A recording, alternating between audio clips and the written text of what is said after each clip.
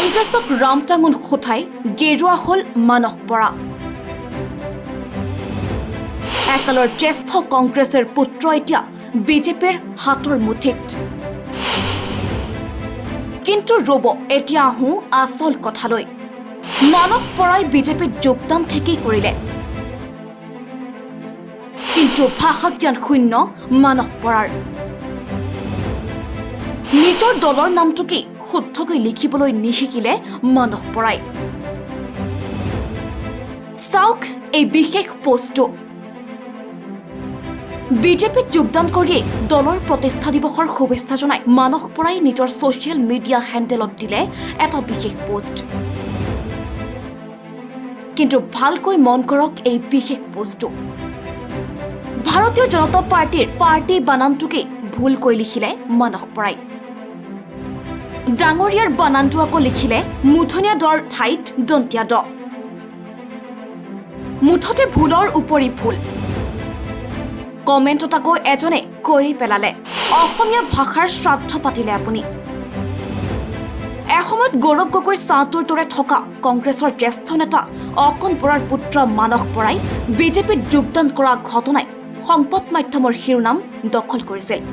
শেহতীয়াকৈ ইজনৰ পিছত সিজনকৈ হেভি ৱেইট নেতাই বিজেপিলৈ গমন কৰাৰ কথাই ৰাজনৈতিক মহলত ধুমুহাৰ সৃষ্টি কৰিছিল।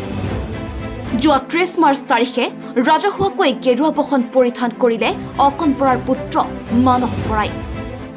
কিন্তু তাতেই বা হ'ব কি, নিজৰ দলৰ নামটোকে যদি শুদ্ধকৈ লিখিব নাজানে, তেওঁ দলৰ উন্নয়নত কি সহায় কৰিব, কি ৰাজনীতি কৰিব এইজন মানস বৰাই? তাকেই লৈ এতিয়া বিভিন্নজনৰ মাজত সৃষ্টি হৈছে চৰ্চাৰ। চাওক এই বিশেষ পোষ্টটো।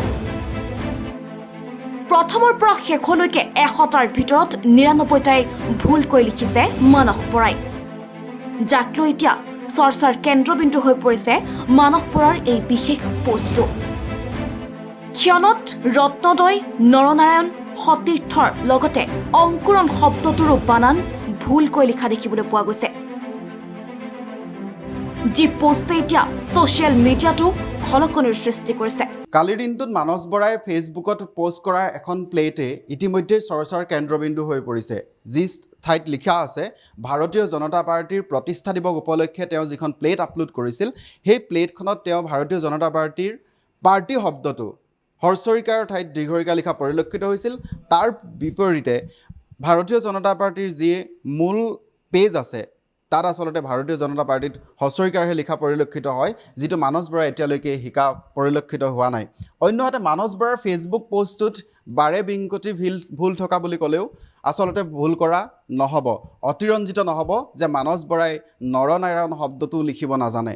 তাৰোপৰিও ভাৰত ৰত্ন শব্দটোত দুগৰাকী বিশেষ ব্যক্তিৰ নাম উল্লেখ কৰাৰ পিছতো তেওঁ ভাৰত ৰত্নদয় শব্দটো শুদ্ধকৈ লিখিব নোৱাৰা কাৰ্যই ইতিমধ্যেই জনাই দিছে বা সামাজিক মাধ্যমৰ লোকসকলক বুজাই দিছে যে মানস বৰাই বিজেপিলৈ আহিলেও হাড়ে হিমজে কিন্তু বিজেপি এতিয়ালৈকে হ'ব পৰা নাই, কিয়নো তেওঁ মন্ত্ৰীৰ পুত্ৰ হৈ পিতৃৰ পদাংক অনুকৰণেৰে ভাৰতীয় জাতীয় কংগ্ৰেছত আছিল, যাৰ বাবে তাত পাৰ্টি শব্দটো নথকাৰ বাবেই হয়তো মানস বৰাই আজি পৰ্যন্ত বিজেপিত যোগদান কৰাৰ পিছতো পাৰ্টি শব্দটোকে শুদ্ধকৈ লিখিব পৰা নাই।